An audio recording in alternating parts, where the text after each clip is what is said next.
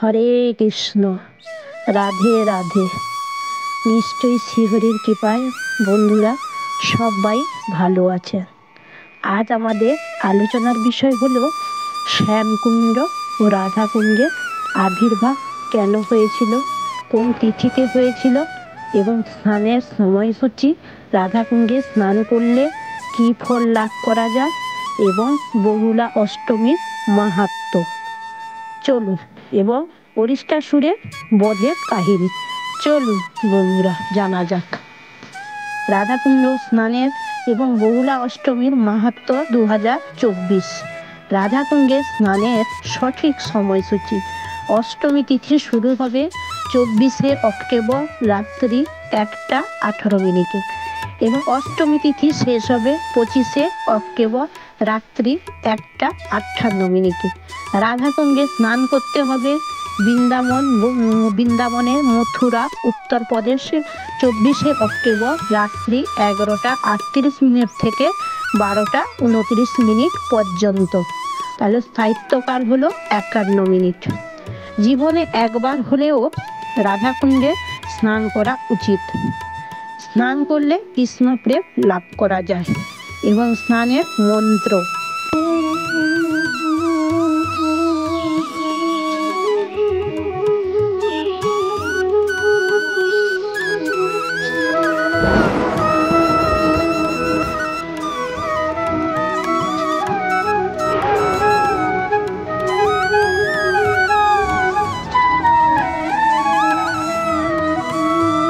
স্নানের সঠিক সময়সূচি।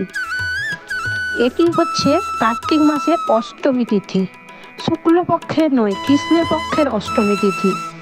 এ বছরের ক্ষেত্রে 2024 সালে 24শে অক্টোবর সাদি কার্তিক বৃহস্পতিবার অনুষ্ঠিত হবে বহুলা অষ্টমী বৃহস্পতিবার। গভীর রাত্রিতে অনুষ্ঠিত হবে রাধাকুণ্ডে স্নানে। কৃষ্ণের ইচ্ছায় রাধাকুণ্ড ও শ্যামকুণ্ড আবির্ভাব হয়েছিল। এই দিন অরিষ্টাসুরকেও বধ হয়েছিল। এই দিন বহুলা গাভী পৃথিবীতে জগৎবাসীর কাছে স্মরণীয় বা পূজনীয় হয়েছেন। বহুলা কে, কি কারণে বহুলা গাভী এত প্রসিদ্ধ হলেন? বৃন্দাবনে দ্বাদশ বনের মধ্যে অন্যতম বন হলো বহুলা বন। এখানে এখনো বৃন্দাবনে বহুলা গাভী মাতা পুজো হয়। একজন বৃদ্ধ ব্রাহ্মণের গাভীর নাম হলো বহুলা গাভী মাতা। এই গাভী মাতার একদিন পথ চলতে চলতে পথের মধ্যে পথ হারিয়ে ফেলেছিলেন। তখন তিনি খুব চিন্তা করতে করতে পথের দিকে এগিয়ে যাচ্ছিলেন। যেতে যেতে দেখতে পান একটা বাঘ। তখন বাঘটি খুব খুশি হলেন, কারণ বাঘের খাবার। গোমাতা তখন বাঘের নিকটে প্রার্থনা করতে লাগলেন যে আমার 2 বৎসর কম বয়সে একটা বাছুর আছে ঘরে, তাকে আমি দুধ পান করিয়ে আমি আপনার কাছে ফিরে আসবো, দয়া করে আমাকে ছেড়ে দিন। বাঘ বললেন, না না না, হবে না, তুমি চলে গেলে ফিরে আসবে নাকি? না না, এটি হবে না, আমি এক্ষুনি তোমাকে খাবো। গোমাতা বারবার কাতরভাবে প্রার্থনা করতে লাগলেন। তখন বাঘের সুমতি হলো, ঠিক আছে, তুমি যাও, এই সময়ের মধ্যে ফিরে আসবে। বহুলা গাভী মাতা তার সন্তানকে এইসব ঘটনাগুলো বলল। বলার পর তার বাছুর তাকে জড়িয়ে ধরে কাঁদতে লাগলো।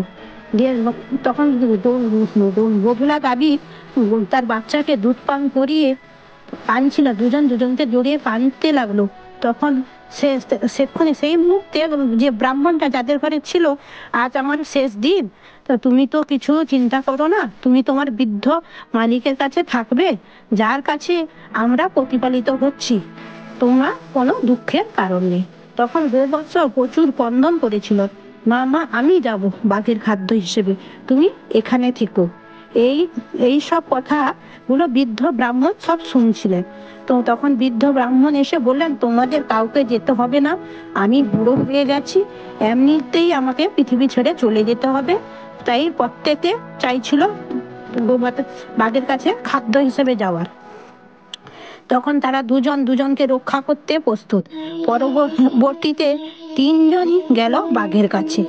বাঘ দেখে খুব খুশি হলো যে আমি চেয়েছিলাম একটি, হলো তিনটি। বধূলা গাভী মাতা কাতরভাবে শ্রীকৃষ্ণ ভগবানের কাছে প্রার্থনা করছিল হৃদয় ভরে যে আমাকে তাকে খাদ্য হিসেবে গ্রহণ করার জন্য। ভগবান সন্তুষ্ট হলেন, তখনই সেইখানে উপস্থিত হলেন এবং বাঘের মস্তকে ভগবান স্পর্শ করলেন। বাঘের সুমতি হলো। তখন ভগবানের নির্দেশে তুমি কাউকে গ্রহণ করবে না, তুমিও মহিমান্বিত হবে পৃথিবীতে। তখন বাঘটিও গ্রহণ করলো না। সকলের যে এই আত্মত্যাগ, আমি চলে যাব ওরা থাক, তাই বৃন্দাবনে বহুলাবনে এখনো সবাই পূজিত হচ্ছেন। ভগবানের লীলা আমাদের সূক্ষ্ম বুদ্ধির দ্বারা বোঝা সম্ভব নয়। ব্রজধামে সবকিছুই সম্ভব। যারা এ তথ্য বুঝতে পারবে বা অবগত হবেন, তারা ভগবত ধামে যেতে সক্ষম হবে। এইমাত্র ভগবান ভক্তকে এইভাবে বহুলা গাভী মাতা বহুলা অষ্টমী তিথি এইভাবেই প্রসিদ্ধ হলো। এবার ওই দিনই অষ্টমীতে ওই অরিষ্টাসুরকেও বধ করলেন শ্রীকৃষ্ণ। অরিষ্টাসুর পূর্বে জন্মে দেবগুরু বৃহস্পতির শিষ্য ছিলেন। একবার গুরুর সামনে পা ছড়িয়ে ষাঁড়ের মতো আচরণ করেছিল। তখন অরিষ্টাসুরকে দেবগুরু বৃহস্পতি অভিশাপ দিয়েছিলেন, তুমি ষাঁড়ের মতো আচরণ করছো, পরের জন্মে তুমি ষাঁড় হয়ে জন্ম নিবে। সেই জন্য তিনি অরিষ্টাসুর হিসেবে জন্ম নিতে হয়েছিল। এবং সন্ধ্যাকালে যেদিন ভগবান অরিষ্টাসুরকে বধ করেছিলেন, সেই দিন রাত্রিকালে ভগবান শ্রীকৃষ্ণের যখন গোপীদের সঙ্গে রাসলীলা করার জন্য গেলেন, তখন রাধারানী বললেন, তুমি আমাদের স্পর্শ করবে না, তুমি একজন ষাঁড়কে বধ করেছ, তোমার কারণে ষাঁড়কে দেহত্যাগ করতে হয়েছে, তুমি সর্বতীর্থে স্নান করলে তুমি শুদ্ধ হবে। তখন ভগবান বললেন, ঠিক আছে। ভগবান তখন পায়ের গোড়ালি দিয়ে, বাম পায়ের গোড়ালি দিয়ে সেইখানে আঘাত করলেন। আঘাত করতেই সেইখানে একটি কুণ্ড তৈরি হলো। ভগবানের ইচ্ছায় সেখানে সমস্ত তীর্থ এলেন, যেমন গঙ্গা, যমুনা, সরস্বতী, গোদাবরী, কাবেরী, নর্মদা, সেইখানে আবির্ভাব হলেন। সেই জলে স্নান করে ভগবান শুদ্ধ হয়ে গোপিনীদের কাছে রাসলীলায় গেলেন। গেলেন এইভাবে শ্যামকুণ্ড আবির্ভাব হলো। তোমরা তো এবার শ্রীকৃষ্ণ স্বয়ং গিয়ে গোপীদের কাছে বলছে, তোমরা তো জীবনে কোনো ব্রত করনি, কোনো তীর্থেও যাওনি, কোনো তপস্যাও করনি, তোমরা চাইলে শ্যামকুণ্ডে স্নান করতে পারো। গোপীরা বললেন না। গোপীরা তাদের হাতের অঙ্গুলি খুলে, তাদের হাতে যে অলংকার ছিল, গোপীদের হাতে যে অলংকার ছিল, অলংকার খুলে মাটিতে আঘাত করতে করতে একটি গর্ত তৈরি করলেন এবং জল আনলেন মানসী গঙ্গা থেকে, কলসি করে জল এনে এনে ওইটাতে জল ঢালতে থাকলো। যখন গোপীরা ক্লান্ত হলেন, তখন ভগবানের ইচ্ছে সকল তীর্থগণ রাধারানী চরণে প্রার্থনা করলেন, ক্ষমা করুন, আমরা শ্রীকৃষ্ণের আজ্ঞায় আমরা আপনার কাছে এসেছি, কৃপা করুন। তখন শ্রী রাধারানী অত্যন্ত সন্তুষ্ট হলেন। তখন শ্যামকুণ্ড থেকে সর্বতীর্থ রাধাকুণ্ডে আবির্ভাব হলো বা স্থাপিত হলো। তারপর রাধারানী ও সমস্ত গোপীগণ সেই জলে স্নান করে, সবাই স্নান করলেন এবং ভগবান অত্যন্ত খুশি হলেন এবং ভগবান বললেন, যেখানে রাধারানী স্নান করেছেন সেখানে আমি মাঝে মাঝে স্নান করব। আমার রাধাকুণ্ড অত্যন্ত প্রিয়, এইখানে যে ভক্ত ভক্তি সহকারে স্নান করবে সে ভক্ত আমার অত্যন্ত প্রিয় বলে জানবে। তখন রাধারানীও বলেছিলেন, শ্যামকুণ্ডও আমার অত্যন্ত প্রিয়, শ্যামকুণ্ডে আমার অত্যন্ত প্রিয়, আমার প্রভু শ্যাম অবগাহন করেছেন, সেই কারণে শ্যামকুণ্ড ও রাধাকুণ্ড অত্যন্ত প্রিয়, উভয়ই মহিমাতুল্য। শ্যামকুণ্ডে সব সময় স্নান করা যায়, কিন্তু রাধাকুণ্ডে বছরে এই বিশেষ তিথি বহুলা অষ্টমীতে মধ্যরাত্রিতে স্নান করা হয়। স্নান করে ভক্তরা ভক্তি সহকারে স্নান অপেক্ষায় থাকেন। অনেকে আবার রাধাষ্টমীতেও রাধাকুণ্ডে স্নান করেন। শ্যামকুণ্ডের পশ্চিম পাশে রাধাকুণ্ড, স্থাপিত হয়েছে। জীবনে অতি অবশ্যই একবার রাধাকুণ্ডে যে ভক্ত ভক্তি সহকারে স্নান করেন তার কৃষ্ণ প্রেম লাভ হয়, ভগবত ধামে ফিরে যান। মথুরা ধাম হচ্ছে শ্রেষ্ঠ ধাম, কারণ স্বয়ং শ্রীকৃষ্ণর এটা জন্মভূমি। মাতা দৈবকী ও পিতা বসুদেবের পুত্র হিসেবে জন্ম নিয়েছেন। মথুরা ধাম থেকে আরো শ্রেষ্ঠ বৃন্দাবন ধাম, কারণ শ্রীকৃষ্ণ বাল্যলীলা করেছেন মাতা যশোদার সঙ্গে এবং গোপিনীদের সঙ্গে অনেক লীলা করেছেন।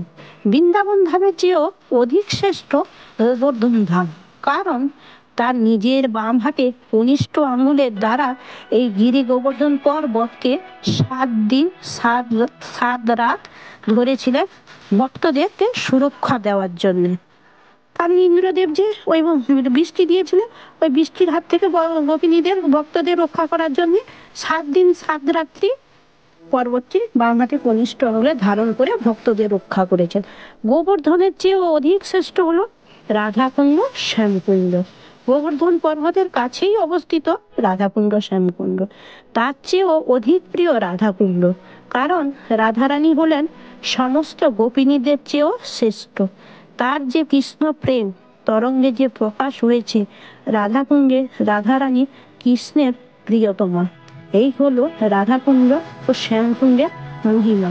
জীবনে একবার হলেও রাধাকুণ্ড ও শ্যামকুণ্ডে ভক্তি সহকারে স্নান করলে কৃষ্ণ প্রেম ও রাধারানীর কৃপা লাভ করা যায়, এবং ভগবত ধামে ফিরে যেতে সক্ষম হবে। আমাদের সকলেরই একবার উচিত রাধাকুণ্ডে স্নান এবং শ্যামকুণ্ডে স্নান করা। বন্ধুরা, আজ এই পর্যন্ত। নমস্কার, ভালো থাকবেন, সুস্থ থাকবেন।